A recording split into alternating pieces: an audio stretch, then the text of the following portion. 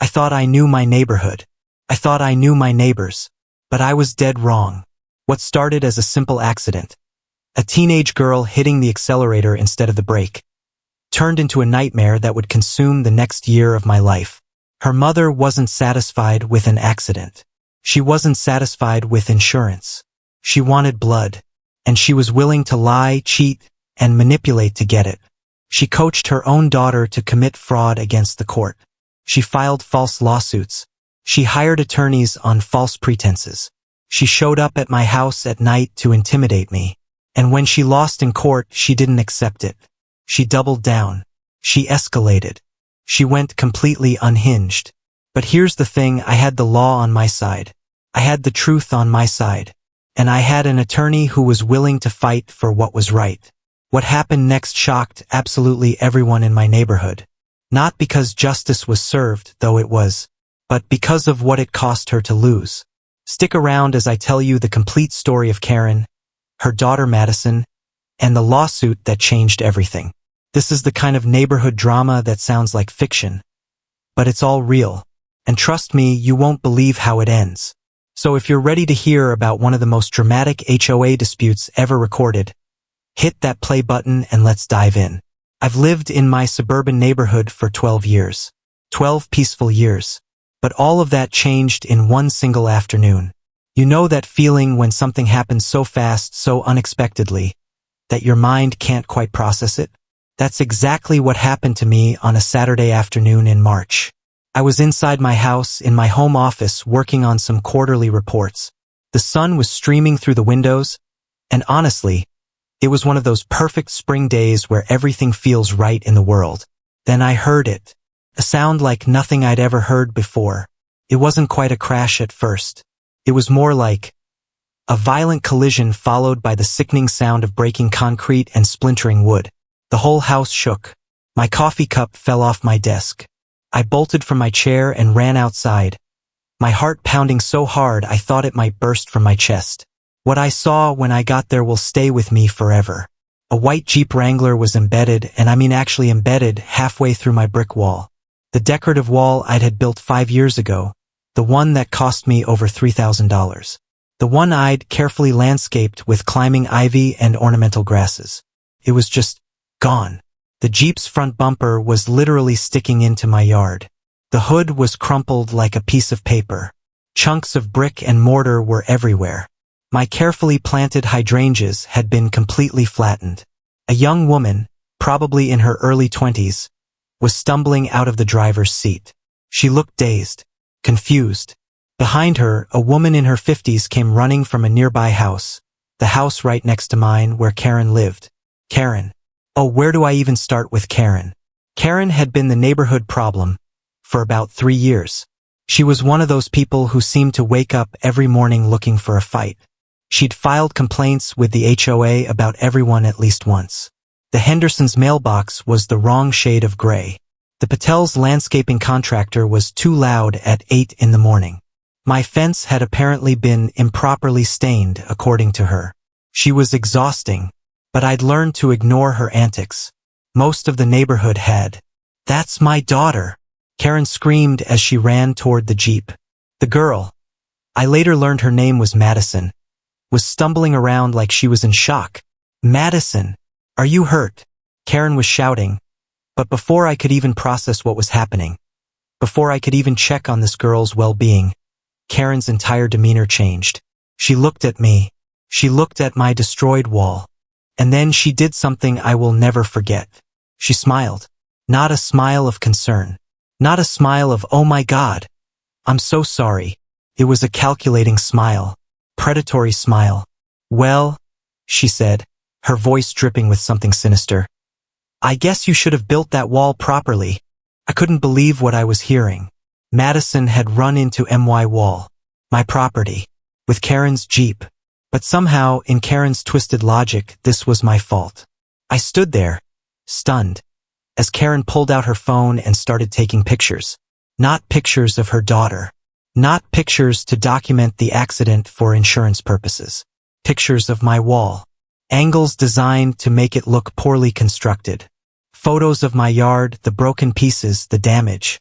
These will be very useful, Karen said, more to herself than to me. Madison was asking if anyone was hurt. She was genuinely concerned. She was already apologizing profusely. She seemed like a decent kid who'd made a mistake. But her mother? Her mother was building a case. Within minutes, the police arrived. A neighbor had called them. Thank God for that. The officer took statements from all of us.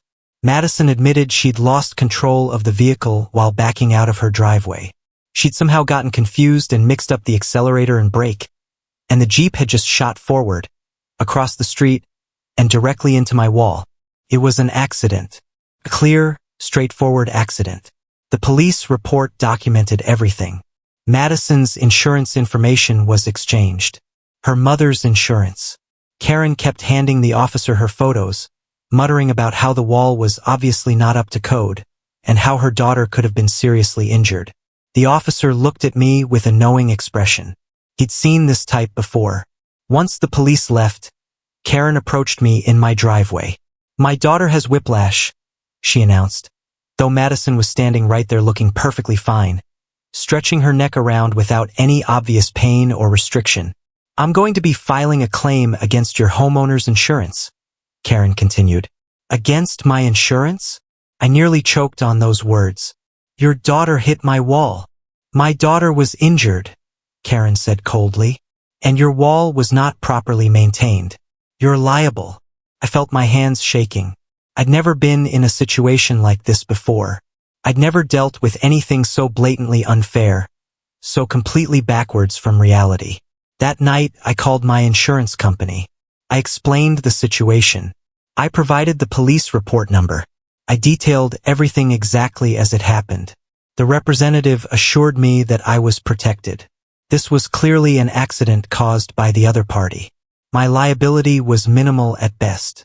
But then, 3 weeks later, Karen filed a lawsuit. Not against Madison's insurance company.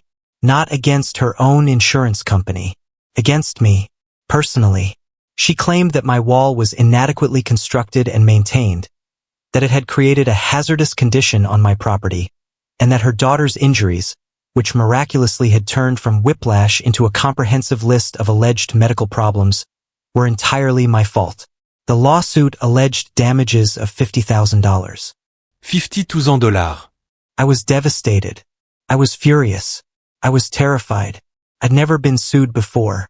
I'd always been the kind of person who followed the rules, paid my bills on time, and treated others with respect.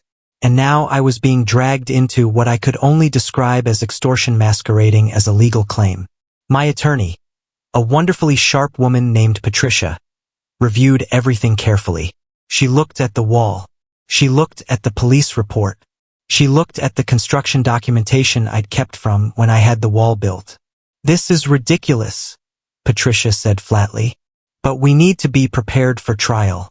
Karen's not going to drop this voluntarily. Over the next few months, I collected evidence. I got testimony from the contractor who'd built the wall. I documented all the HOA's inspections, which had approved the wall's construction. I requested Madison's medical records through the discovery process. And that's when things got really interesting. Madison's medical records showed something shocking. According to the medical documentation, Madison had visited a chiropractor exactly 3 times after the accident. The chiropractor's notes indicated mild strain, no serious injuries, no ongoing treatment recommended. But Karen's lawsuit claimed Madison had suffered severe and permanent injury. The discrepancy was staggering. Patricia filed a motion to dismiss based on lack of merit. The judge seemed sympathetic, but Karen's attorney, a woman who seemed just as aggressive and unreasonable as Karen herself, fought back hard. They wanted this to go to trial. And then, suddenly, everything changed. The HOA got involved. Not on my side. Not initially. Karen filed a complaint with them, claiming my wall was a code violation. The HOA sent an inspector out to my property. The inspector was thorough. He examined the wall in minute detail. He reviewed all the permits. He looked at the original construction plans. And then he did something that shocked everyone. He found that my wall was actually better constructed than most neighborhood walls. It exceeded code requirements. It was properly maintained. There were absolutely no violations. In fact, the inspector's report noted that the damage to the wall was consistent with an external collision, not with any structural deficiency. Karen received a written notice that her complaint was unfounded. But she wasn't done. Oh no, she filed an appeal. Then another complaint about something else in my yard. She seemed desperate, like a person who'd tasted the possibility of getting something for nothing and couldn't let it go. But Karen didn't know something crucial. She didn't know that her obsessive complaints and constant aggression had made her a known entity to the HOA. They had a file on her, the thick file. Complaints about her behavior toward neighbors. Disputes over trivial matters. A pattern of escalation and hostility that had become impossible to ignore. The HOA president, Margaret, actually called me personally. She told me that my case had brought Karen's overall behavior pattern into sharp focus for the board. They were considering sanctions against Karen. But more importantly, they were reviewing her claim against me with fresh eyes. And what they found disturbed them. As the trial date approached, something extraordinary happened. Patricia received a message from Karen's attorney requesting a meeting. Not to settle. To discuss new information that had come to light. When we arrived at the attorney's office, Karen's lawyer looked uncomfortable. She explained that during final discovery, they'd received Madison's cell phone records, and those records showed something very troubling. On the day of the accident, Madison had sent a text message to a friend exactly 10 minutes after the collision occurred. In that message, Madison had written, "Just had the worst accident ever. I hit my brakes, but I think I hit the gas instead. Not sure what I was thinking. Mom is already talking about suing the homeowner. Ugh." But then, 3 days later, another text from Madison to the same friend read, "Mom just scheduled me with a personal injury attorney and told me to exaggerate my injuries. She's talking about getting a big settlement. I feel bad about this."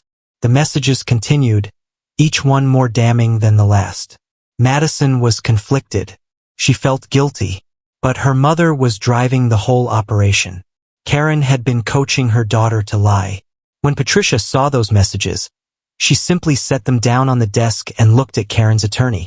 "You're dropping this," Patricia said. It wasn't a question. Karen's attorney nodded slowly. "We're recommending my client withdraw the lawsuit," she said quietly. "What she's done, it's not just unethical, it's potentially criminal. She's coached her daughter to commit fraud." But this is where the story gets even more complicated. Because just when it seemed like everything was resolved, Karen did something completely unexpected. She filed a countersuit against me, claiming that I had misrepresented information and caused emotional distress by allowing the accident to happen on my property in the first place. It didn't make any logical sense. But it was exactly the kind of thing Karen would do. The case was scheduled for trial. And as the date approached, I had no idea what would happen next. The judge would have to decide not just whether I was liable, but whether Karen's increasingly desperate actions constituted malicious prosecution. My attorney was confident, but I was terrified, because in the legal system, nothing is ever certain. The night before the trial began, I sat alone in my living room, staring out at the partially repaired wall in my yard. 12 years of peace in this neighborhood. And now everything had turned upside down. I had no idea what the next day would bring. All I knew was that the truth was on my side. But the question was, would the judge see it that way? The courthouse was cold and impersonal on the morning of the trial. I arrived 30 minutes early, my stomach twisting in knots. Patricia met me in the hallway outside the courtroom, already dressed in her sharp charcoal suit, her briefcase in hand. She looked confident, but I could see the tension in her jaw. "Remember," she said, placing a reassuring hand on my shoulder. "The truth is our greatest weapon here. The judge has seen the evidence. She's smart. She'll understand what's really happening." I nodded, but I couldn't shake the feeling of dread that had settled over me like a heavy blanket. Inside the courtroom, I saw Karen for the first time since the accident. She was sitting at the plaintiff's table with her attorney, who looked as uncomfortable as I'd ever seen anyone look in a professional setting. But Karen herself was something else entirely. She had this look in her eyes that I can only describe as predatory anticipation. She was excited. She wanted this fight. Madison was sitting in the gallery behind her mother, and when our eyes met, Madison looked away immediately. She looked ashamed. Her body language screamed guilt. The judge entered, and everyone stood. Judge Patricia Huang was in her mid-60s, with sharp eyes that missed nothing and a reputation for not tolerating nonsense in her courtroom. I'd done my research. She'd been on the bench for over 30 years and had a nearly perfect record of handling frivolous lawsuits with the appropriate level of skepticism. The trial began with opening statements. Karen's attorney stood and delivered a carefully worded argument that Karen was simply a concerned mother trying to protect her daughter's interests. She acknowledged the accident but emphasized that my wall's construction had somehow created a dangerous environment that made the collision worse than it should have been. It was a weak argument. Everyone in the courtroom could see that. When Patricia stood, she was clinical and precise. She walked the judge through the timeline of events. She presented the police report. She showed the photographs of the wall before and after the accident. She introduced the HOA inspector's report confirming that the wall exceeded all code requirements. And then she introduced the piece of evidence that would change everything. The text messages. Patricia projected Madison's text exchanges on the courtroom screen for everyone to see. The messages where Madison admitted she didn't know why she hit the accelerator. The messages where she expressed guilt about her mother coaching her to exaggerate her injuries. The messages where Madison called the lawsuit unfair and admitted she wasn't actually injured. I watched Karen's face turn a deep shade of red. Her attorney immediately started objecting, but the judge overruled every single one. "This is relevant to the plaintiff's credibility," Judge Huang said firmly, "and I find Ms. Karen's actions deeply troubling." During Karen's testimony, things deteriorated rapidly. The judge asked pointed questions about why Karen had encouraged her daughter to exaggerate injuries when the medical records showed minimal damage. Karen tried to deflect. She claimed she was just being a protective mother. She insisted she'd never told Madison to lie, but the judge had the text messages in her hands. She read them aloud. Karen's voice got louder and more defensive with each question. She started making wild accusations about my wall construction again, even though the HOA inspector's report had completely debunked that argument. At one point, Karen accused me of deliberately building the wall in a way that would cause accidents. I had to bite my tongue to keep from laughing. The judge was not amused. "Mrs. Karen?" Judge Huang said, removing her glasses and pinning Karen with a look that could have frozen fire. "I've been a judge for 30 years. I've seen people make mistakes. I've seen people act foolishly. But I rarely see someone dig themselves deeper into a hole while standing in front of me. You might want to consider having a serious conversation with your attorney." Madison was called to testify. She was clearly nervous, and when the judge asked her to tell the truth about what happened, Madison's voice trembled. She admitted everything. She said that her mother had told her to exaggerate her injuries. She said her mother had been angry that I wasn't immediately offering them money. She said her mother had contacted the attorney and convinced her to pursue legal action based on a theory that my wall construction was defective. Madison cried while testifying. She said she felt terrible about the accident, that it was completely her mistake, and that she'd never actually been seriously injured. Her mother had used her as a pawn. The revelation hung in the courtroom like a physical thing. When Karen's attorney rested her case, I could see the white flag written all over her face. She knew they were going to lose. Patricia stood for the closing argument and systematically dismantled every single claim Karen had made. She pointed out that the police investigation showed clear cause. She emphasized the medical records that contradicted Karen's injury claims. She highlighted the text messages that proved fraudulent intent. She questioned why someone would pursue legal action based on a wall that had been approved by both the HOA and a professional inspector. And then she did something brilliant. She talked about the impact of frivolous lawsuits on the justice system. She talked about how people like Karen waste the court's time and resources. She talked about how justice is supposed to be about truth and fairness, not about financially punishing someone for an accident they didn't cause. When Patricia sat down, there was a heaviness in the air. The judge said she would issue her ruling within 2 weeks after reviewing all the evidence and the law. As we walked out of the courtroom, I felt a strange mixture of relief and uncertainty. I was confident I would win, but nothing was certain until the judge made her decision. Outside the courthouse, reporters were waiting, not for me but for Karen. Apparently, news of the case had reached the local media, and they were hungry for a story about a mother who'd allegedly coached her daughter to commit fraud.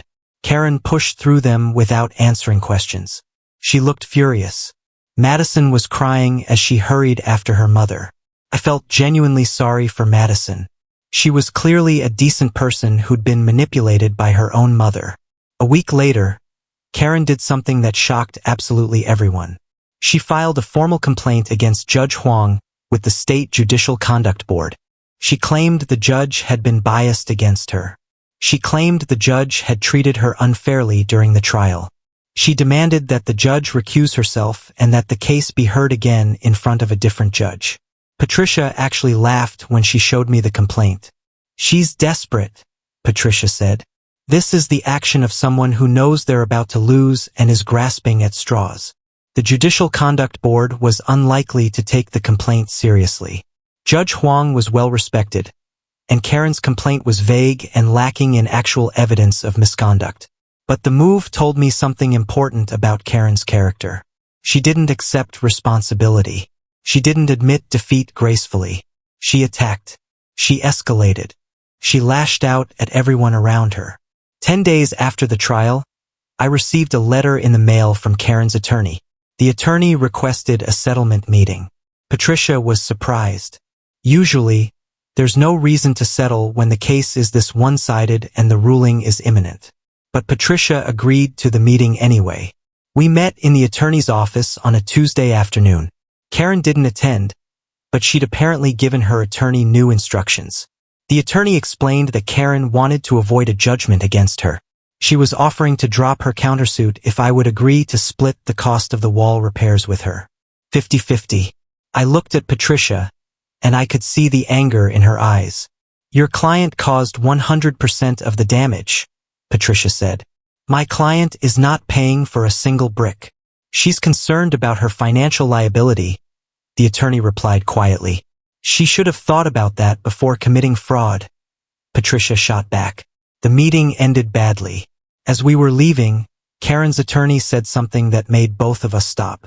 "You might want to know something," she said softly, looking over her shoulder to make sure no one else could hear. "I've asked to be removed from this case. I can't ethically continue representing her given what she's asked me to do." 2 days later, Karen's motion to recuse Judge Huang was denied by the Judicial Conduct Board. The board found Karen's complaint to be completely without merit. They actually issued a warning to Karen about making false complaints against judges. Her attorney withdrew from the case on the same day. Karen was now representing herself. She sent me a letter through the mail, written in her own handwriting, making personal attacks and threats. She said she would destroy my reputation in the neighborhood. She said she would make sure everyone knew I was a heartless person who refused to help an injured child. She said she would continue to fight me until I paid what was fair. Patricia wanted to file a restraining order, but I told her to wait. The judge's ruling was coming any day now. I wanted to see how this ended before taking additional legal action. The neighborhood had become unbearably tense. Some neighbors, the intelligent ones, had clearly seen through Karen's accusations and remained supportive. But others whispered. Some people believed Karen's version of events. Some people thought I should have just paid her to go away. I'd lived in this neighborhood for 12 years, and suddenly I was the subject of gossip and judgment. The damage to my social life was nearly as significant as the damage to my wall. Then, exactly 2 weeks after the trial, I received a notice that Judge Huang's ruling was ready. My heart raced as I opened the envelope. Patricia and I met at her office to read the decision together. As I looked at the first paragraph, I felt my breath catch. The judge had made a decision. Clear, definitive decision. But what Patricia said next caught me completely off guard and changed everything. "There's something else," Patricia said, her voice tight. "The judge isn't just ruling in your favor on the main claim. She looked up at me with an expression I couldn't quite read. She's imposing sanctions on Karen for filing a frivolous lawsuit. My hands started shaking. Sanctions meant money. Sanctions meant Karen would have to pay my legal fees. Sanctions meant the judge saw Karen's behavior as not just wrong, but egregiously wrong. But then Patricia continued reading, and her face grew pale. "There's more," she said quietly. "The judge is referring this matter to the state bar and to the district attorney's office." I didn't understand. "For what?" I asked. "For investigation of possible criminal fraud," Patricia replied. "The judge believes there's sufficient evidence that Karen deliberately conspired with her daughter to commit fraud against the court." The words hung in the air. Criminal fraud. Not civil fraud. Criminal. I felt dizzy. This had started as a simple accident. A girl had hit the accelerator instead of the brake, and my wall had paid the price. But it had spiraled into something far more serious. Karen had turned a simple mistake into a criminal matter through her own actions. Patricia was still reading, her eyes moving back and forth across the document. "The damages," she said finally, looking at me. "The judge is awarding you full damages for the wall repair." "How much?" I asked. $4,200 for the repairs, plus all your legal fees, plus sanctions in the amount of $3,500. I sat back in my chair. That was nearly $8,000 total that Karen would have to pay. But more importantly, Karen was now facing a criminal investigation. My phone rang almost immediately after I left Patricia's office. It was Detective Morrison from the district attorney's office. He wanted to schedule an interview with me about the case. He said the district attorney was taking the referral seriously and was considering pressing charges. As I drove home through the familiar streets of my neighborhood, I couldn't quite process what had happened. I'd won. Completely. But victory felt hollow, because Karen hadn't disappeared. In fact, I had a feeling this was far from over. That night, I got a call from Madison. She was crying. She said her mother was refusing to pay the judgment. She said her mother was claiming the judge had made an error. She said her mother was now telling people in the neighborhood that I had somehow manipulated the evidence. Madison said her family was falling apart because of what her mother had done. And then she said something that chilled me to the bone. "My mom is talking about appealing the verdict," Madison said. "She says she's going to fight this no matter what it costs. She says you ruined her life, and she's going to make sure you pay for it." After we hung up, I sat in the darkness of my living room, staring out at my repaired wall. The physical damage had been fixed, but the damage to my peace of mind, to my sense of safety in my own neighborhood, to my faith in justice, that was still very much unresolved. And if Karen was planning to appeal, if the district attorney was going to press criminal charges, if this was truly far from over, then I needed to prepare myself. Because I had a feeling things were about to get much, much worse. The sound of a car door slamming outside pulled me from my thoughts. I looked out the window. It was Karen's car, parked right in front of my house. And Karen was standing on my lawn, staring directly at my window. I froze. My hand was still resting on the curtain. Karen was standing on my front lawn at nearly 10 o'clock at night. Alone. Staring at my house like she was trying to burn a hole through it with her eyes. Every instinct told me not to open that door. I picked up my phone and called 911. I didn't tell them Karen was standing on my lawn. I told them I had an intruder on my property and I felt threatened. The dispatcher told me to lock my doors and stay inside until the police arrived. I did exactly that. Through the window, I watched Karen pace back and forth across my lawn. She wasn't moving aggressively. She wasn't trying to break in or cause destruction. But the sheer intensity of her presence was terrifying. It was the presence of someone who had completely unraveled. When the police sirens turned the corner, Karen's head snapped up. For a second, I thought she might run. But she didn't. She stood there defiantly as 2 patrol cars pulled up to my house. Officers emerged with their hands resting casually on their belts, but their eyes were alert. Karen immediately started talking. Loudly. She told the officers that she had every right to be on a public sidewalk. She told them she was exercising her free speech rights. She told them I was a heartless person who had destroyed her family. One of the officers, a woman with kind eyes and the name Rodriguez on her badge, approached me at my front door. "Is she making threats?" Officer Rodriguez asked. "Not directly," I said, "but she's standing on my lawn." She showed up unannounced. "She sent me letters with threats this week." Officer Rodriguez nodded. She went back to her partner, and together they approached Karen. I couldn't hear exactly what they said, but Karen's voice got louder. She refused to leave. She told them she wasn't breaking any laws. The officers conferenced between themselves for a moment, and then Officer Rodriguez returned to the door. "We can ask her to leave," she said, "but she hasn't technically committed a crime by standing there. However, given the circumstances of your case and the letters you've received, I'd recommend filing for a restraining order." Karen refused to leave peacefully. In the end, the police had to physically escort her back to her car. She screamed the entire way. She screamed about injustice. She screamed about false judges and corrupt systems. She screamed about how I destroyed her family's life.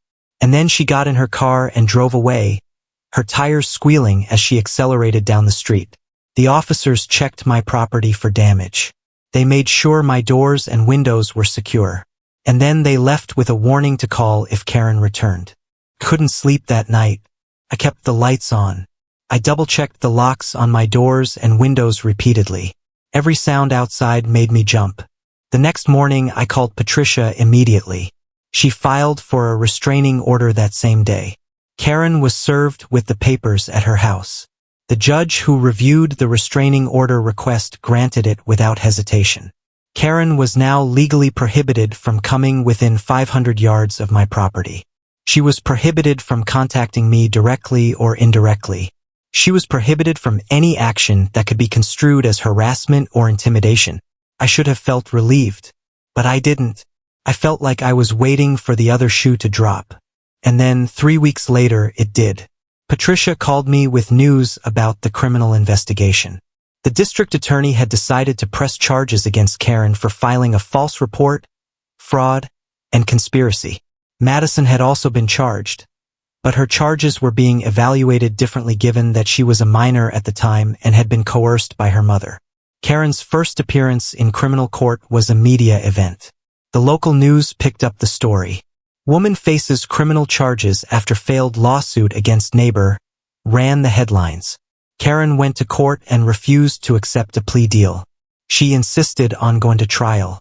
She maintained her innocence even as the evidence against her was overwhelming. Her court-appointed attorney looked like he wanted to be anywhere else in the world. 2 months later, Karen's criminal trial took place. It lasted 4 days. The evidence was damning. The text messages, Madison's testimony, the medical records, the HOA inspection report, the police report, everything painted the same picture. Karen had orchestrated a fraud scheme using her own daughter. On the 4th day, the jury returned a guilty verdict on all charges. Karen was convicted of filing a false report, fraud, and conspiracy. She would face sentencing in 30 days.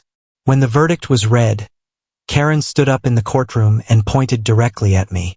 "This is not over," she shouted. "You will get what you deserve." The judge immediately ordered her removed from the courtroom.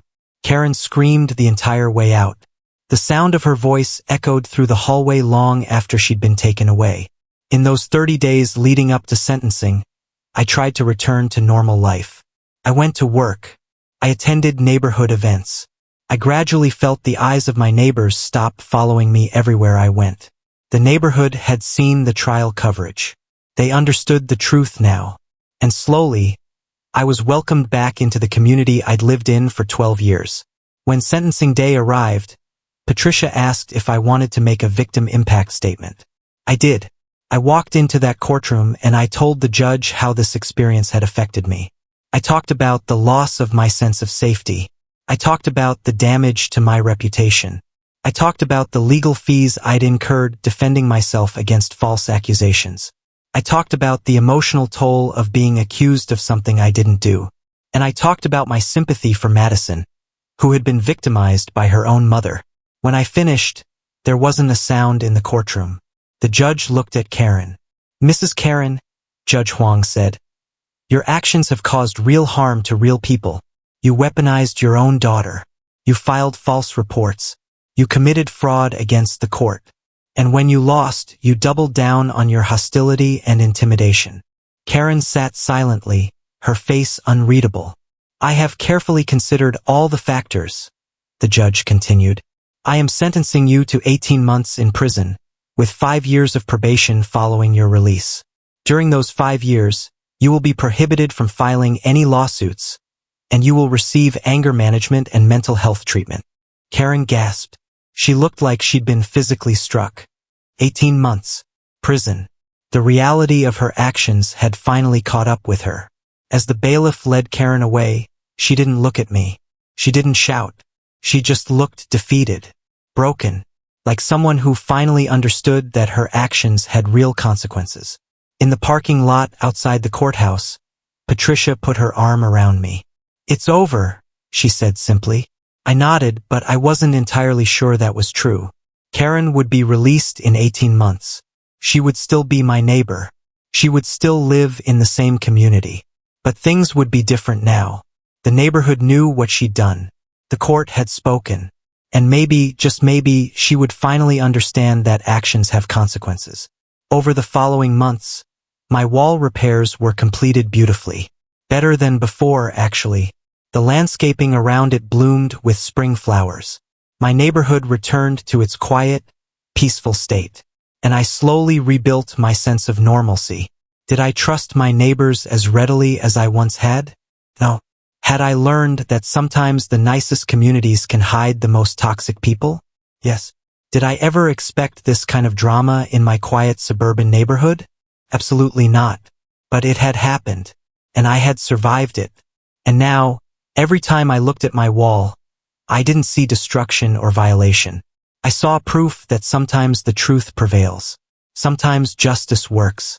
And sometimes, even when life throws you the most unfair curveballs imaginable, you come out on the other side. That's what happened to me. And that's the story of how Karen's daughter crashed her Jeep into my wall, tried to sue me for it, and ended up in prison for fraud. Because sometimes real life is more dramatic than anything fiction could ever create. And that's the complete story of Karen, her daughter Madison, and the lawsuit that changed my life forever. What started as a simple accident, a teenager mixing up the accelerator and brake, became something so much darker. It became a lesson about what happens when someone refuses to accept responsibility. It became a cautionary tale about how far people will go when they feel entitled to getting their way. But more than anything, it became proof that the justice system, when it works the way it's supposed to, can hold people accountable. Karen got 18 months in prison. She got 5 years of probation. She got a criminal record that will follow her for the rest of her life. And Madison learned a hard lesson about standing up to her mother and telling the truth.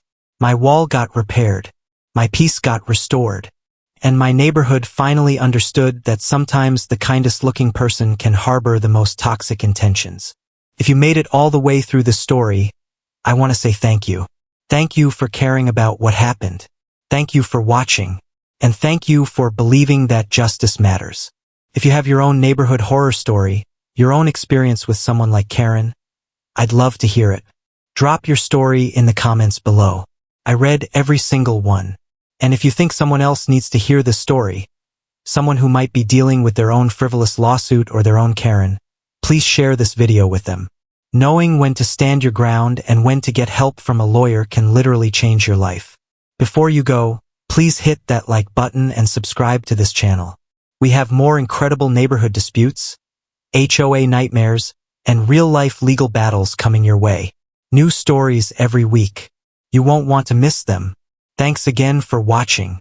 And remember, sometimes the truth wins. Sometimes justice prevails.